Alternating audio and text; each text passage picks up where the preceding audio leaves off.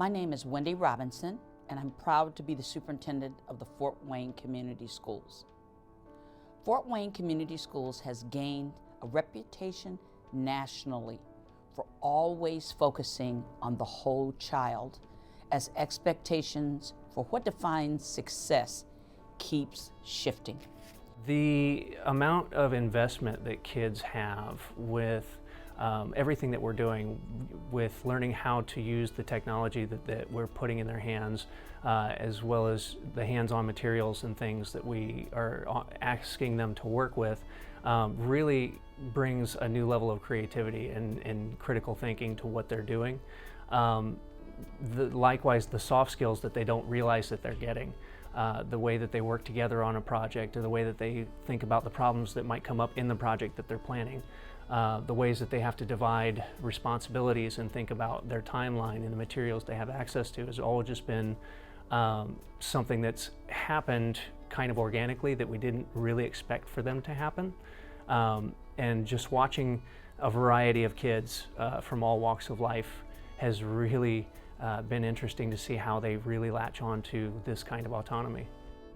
Over the years, we have used the work of Dr. Michael Fullen and his collaborators to help us organize our work. Dr. Fullen's work focuses on the 6 C's: citizenship, character, communication, collaboration, creativity, and critical thinking. In this video, you'll see 3 examples of how teachers and students are taking the concepts of the 6 C's and turning them into action. Our focus here at Adams Elementary School is on creating authentic learning experiences for our students. And one really cool way that we have decided to do that was this partnership with the Career Academy. I met with the instructional coach and we kind of brainstormed some different ideas, and one of our needs was creating a better space for our students out on the playground. What I wanted was bigger equipment on our playground for bigger kids. So our students, their first task was to write me a letter, and so I got letters through a scavenger hunt, I got letters just handwritten, I also got some emails from some students all asking for some new equipment. We made stamps and envelopes and letters for Miss Holland, and we did like a scavenger hunt around the school, and we hid the things, and there was like clues to give her. It was fun working with my group because we had a lot of different ideas, and if I was by myself, I wouldn't have thought of those ideas.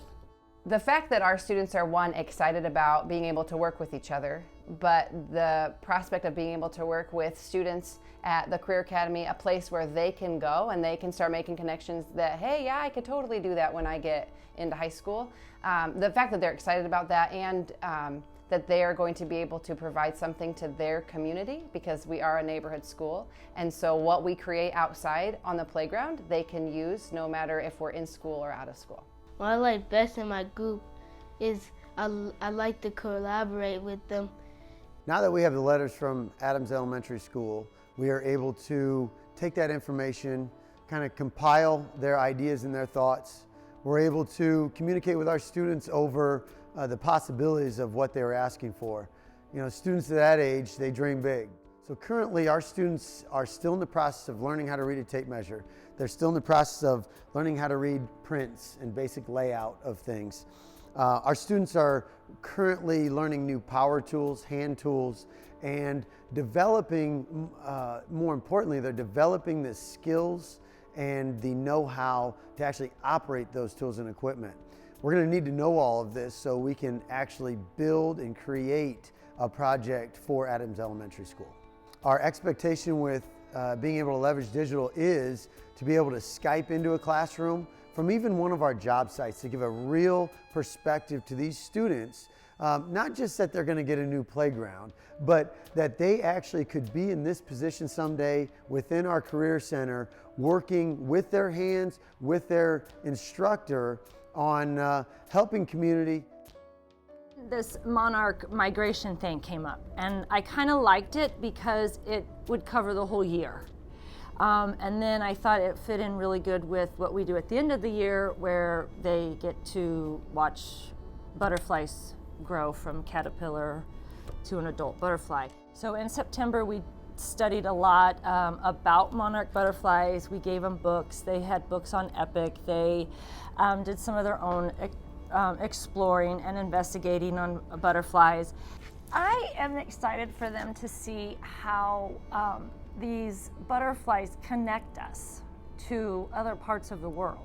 That's really what I kind of wanted my kids to realize, how important it is to represent ourselves to people that live in other countries. We connect with the class in Mexico is when we get our butterflies back in spring. Well, there's these certain type of butterflies that migrate down there, monarchs.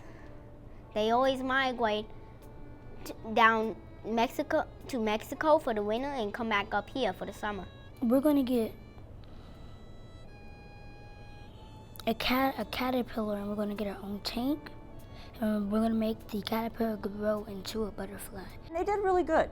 I was really impressed at how they worked together, and they figured out how to make sure everybody had a part and got represented. In one of our groups, the book that they were reading was Threats to the Monarch Butterfly. As they were reading that, they realized that if there wasn't milkweed, then the butterflies could not go there after migration. That's the only place that the butterflies will lay their eggs, is on milkweed. Monarch butterflies lay eggs on milkweed. Because that's the favorite kind of plant that there's this special oil that makes the butterflies poisonous. So if another animal eats some, they get poisoned. And that's the favorite kind of plant, and that's where you can find a bunch of This project started as a collaborative effort across the entire fine arts team to help kids think about the Flint, Michigan water problem and how the lead was affecting their water supply. And we wanted to use that as a way to help kids think about our local communities as well as our international communities. So we've been exploring what those effects were socially as well as scientifically, and trying to find artistic ways to bring that home and create ways that kids can be powerful forces in our own communities. Now we enter a phase where the kids are increasingly more in charge of their learning. So they're planning things out. They establish the steps that they need to take, obviously with guidance from their teachers and myself, and their community members that they talk with, their families, other people in the neighborhood, and they set the stage for what they're going to take, what kind of ways they're going to show their learning. I learned that there's other people in the world suffering right now. Even though you can go to Flint, Michigan right now, there's still lead. So to me, it's kind of sad because right here, we're all peaceful. It's peaceful. We have clean water. What I'm having students do is think about how they can look at our local community based on what they know about how other water problems have happened around the world as well as Flint, Michigan, and look at our local water supply and look at our marshlands or wetlands, and just anything that they become very passionate about as they learn about the problems that we have here at home. Everything from urban planning to the effects of pollution in our marshlands. And I'm asking kids to develop a way to reach out to their community to either test and experiment with ways to fix it, or develop prototypes of inventions that they think would be useful to solve those problems. From what I learned from this project is, right here in Fort Wayne, Indiana, we have really clean water, but in other parts of the world, they don't have that much clean water. When I'm asked why I'm so passionate about the work I do personally and the work that all of the people in the Fort Wayne Community Schools do every single day, the answer is really simple.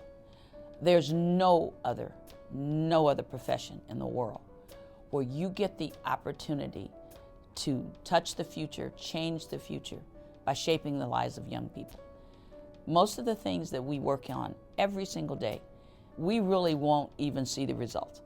Because often as you work with young people, it may be 20 years or 30 years down the road for you to actually end up seeing the impact of your work. But what makes me so excited about coming to work every single day is I know that we have all the foundational pieces that we need. Our work on not just the academics, but the whole child, the readiness to learn. And now our focus on those global competencies. We're giving kids all the tools they're going to need to create their own future.